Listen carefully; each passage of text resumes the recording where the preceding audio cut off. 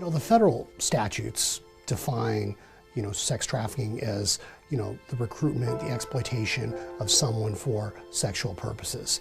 But the reality is it's modern day slavery. You have human beings that are preying on another human being's vulnerability and basically controlling them through threats, coercion, the use of force, and to performing sexual acts. And, that's what human sex trafficking is. It's people that are engaging in the sex trade by exploiting another human being and forcing them or coercing them to participate in sexual activity. According to the United States State Department, there's about 14,000 to 17,000 individuals that are brought into this country every year for human trafficking purposes. And the tragedy is we know that victims of sex trafficking, very often the average ages are anywhere between 13 and 15 years old. Kids that are barely older than my daughters, and that's the real tragedy. These folks haven't even had a chance to begin their life, and they're already being exploited and forced to do terrible, terrible things.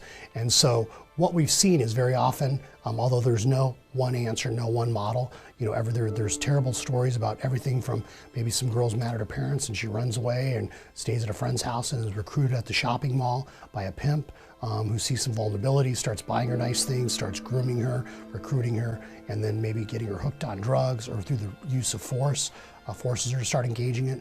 We know in places like Arizona where there are thousands of homeless kids that that's an opportunity for traffickers or for pimps to come in and maybe give people financial benefits, once again get them hooked on drugs to start exploiting them. And so there are different paths, there are different ways that traffickers recruit folks, but the bottom line is that we are talking very often about kids here, people that start in the sex trade that are forced or coerced into it or tricked into it at an early age, and basically it becomes a lifestyle and they feel helpless. Streetlight USA is specifically a program for young women who have been victims of human trafficking, victims of sexual abuse and sexual exploitation. And our hope is that we are transitioning girls from tragedy and trauma to triumph. So when Streetlight first started, we started only with trafficked girls. So we had just a few trafficked girls that we were working with. But as we worked with more and more trafficked girls, what we saw was that there were risk factors, and why not open the program up to work with girls that have the risk factors to being trafficked. And so a lot of the girls have they come from homes where their parents are both drug addicts or their parents go out and party a lot, where there's not a lot of supervision, where there's a high degree of neglect, where they may have younger brothers and sisters that they've got to take care of and they don't have the money to take care of them. Some of the things to look out for when a girl's been being trafficked is like if she's late for school consistently, or she comes to school and she looks incredibly tired day after day after day, or if she starts missing a lot of school, or if she shows up to school and she's got like a new Prada handbag, but that she doesn't have the resources to buy that handbag. It's girls that are seen around the company of older men. It's girls that obviously once a girl's been trafficked and once a girl has a prior history of sexual abuse, they tend to become more hypersex, so they tend to become more promiscuous, which then also makes them more vulnerable to being exploited. The primary thing to understand with this population is their basic sense of trust. Has been completely undermined. Pimps capitalize on the two most basic human emotions, which is love and fear. And by using and manipulating these emotions, they really are able to get the girls to do what they want them to do. And usually pimps, it's a slow process of getting the girls to trust them before they turn on the girls and before they turn them out.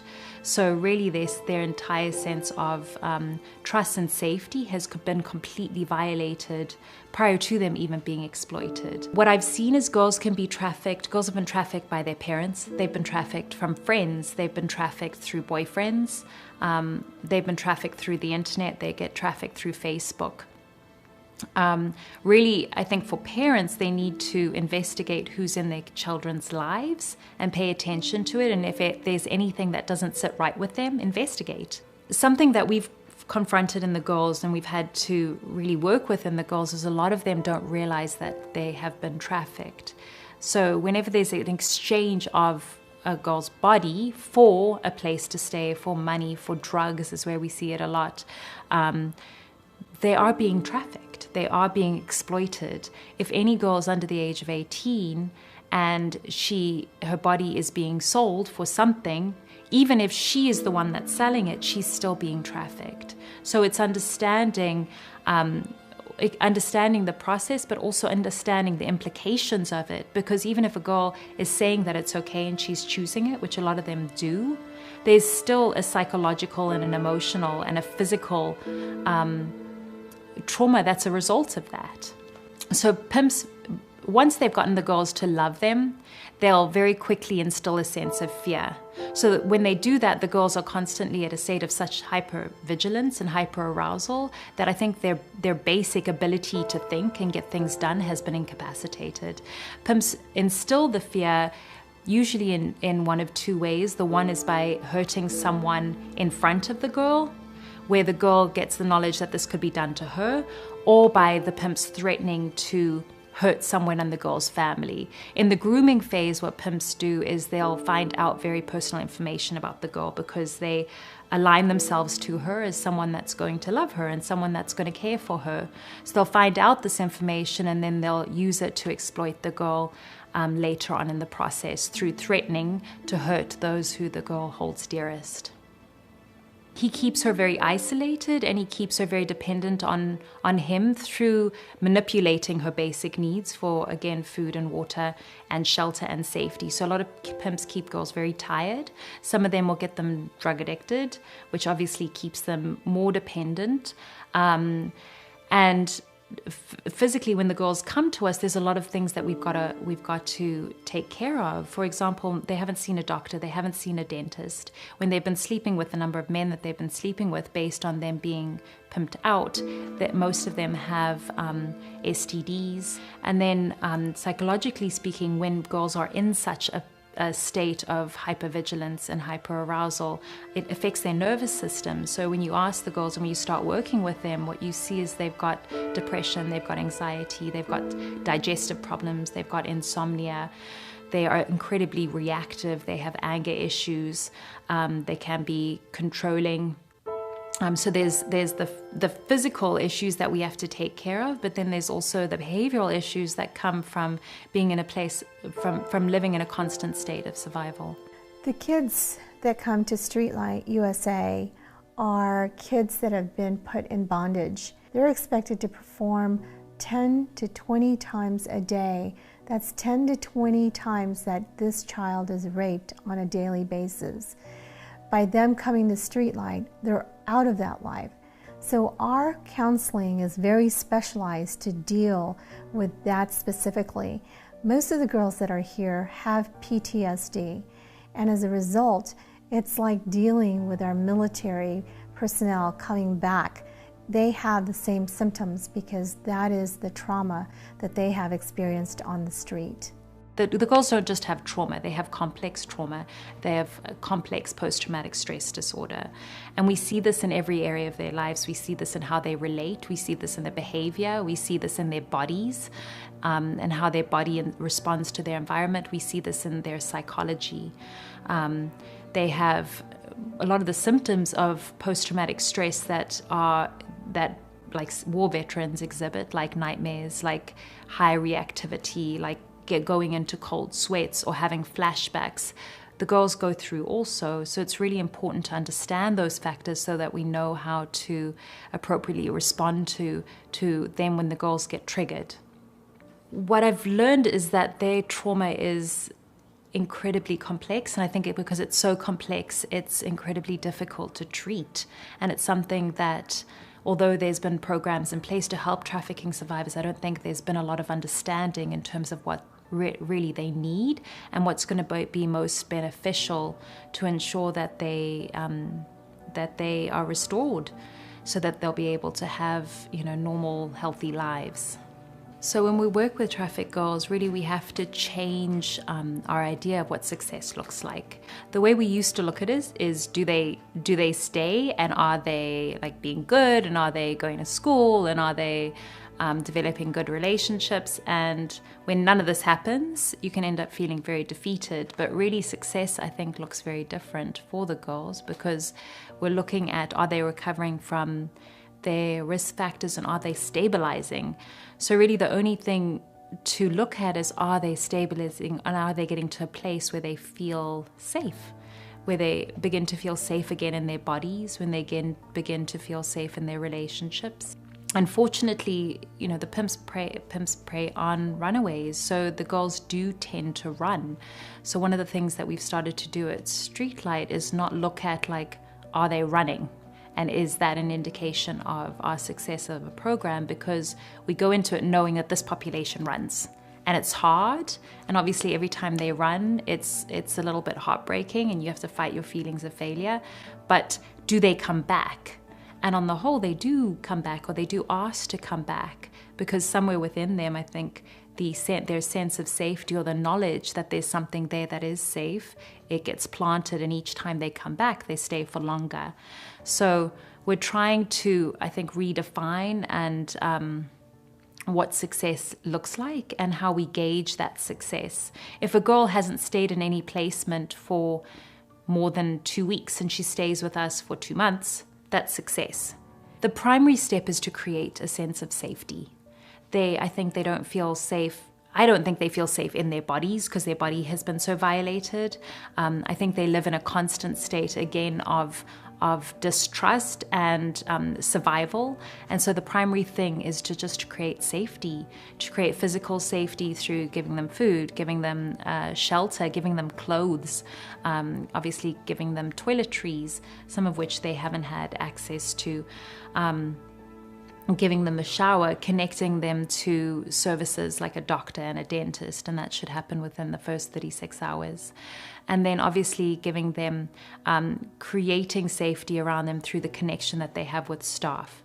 The safety piece is the most important. I always think if we can keep a girl for 2 weeks, we're going to be able to keep her for 2 months. It's just keeping them through those initial 2 weeks where they're constantly triggered and they constantly get to a place where they want to run, and helping them work through that, through the safety and through the relationship, is a determinant of their long-term success. Well, I was in San Bernardino. I was in jail. And they drove me from jail straight here, and it felt good. Like, I was really happy.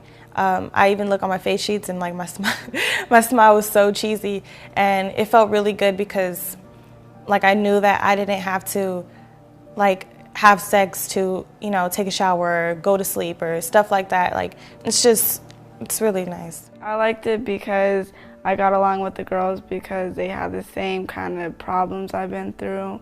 And we connected real easily, and it just felt like safety here, like home, where I can be protected from the outside world. Just getting away from all the drama and just getting myself out of the trafficking, and I just felt like I was safe, like I'm just out of it, and that I feel protected, that I got family around me protecting me, and that they're not going to let me get back into that, and that he's far away from me, so I just really feel safe.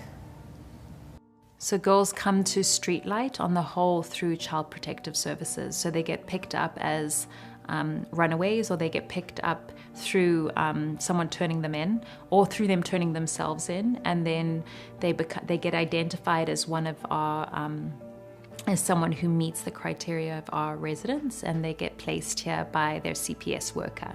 We have had some girls that are private placements from their families who recognize that they've been trafficked, and based on their behavior don't know how to handle it or how to deal with the girls. And we have had some girls that have been placed here through the FBI.